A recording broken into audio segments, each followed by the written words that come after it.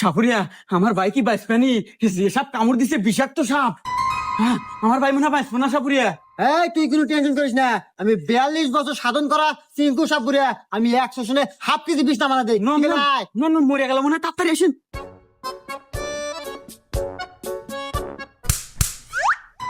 ইস বাপু, তুমি যদি আমাকে 2টা মিনিট আগে আনতে, তাই আমার এই বিষ আমার আয়ত্তে থাকে, আমি বিষ নামাতে পারি। কিন্তু এই বিষ আমার আয়ত্তে আর নাই। এই বিষ চলে গেছে পদ্মা দেবীর আয়ত্তে, আর সাথে মারাও গেছে।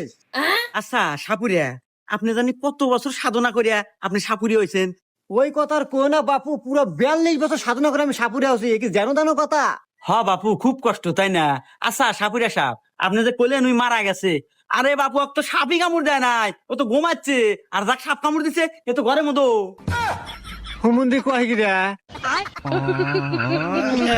না, এত পেশাল পারে ঘুমায়ও শান্তি নাই। হ্যাঁ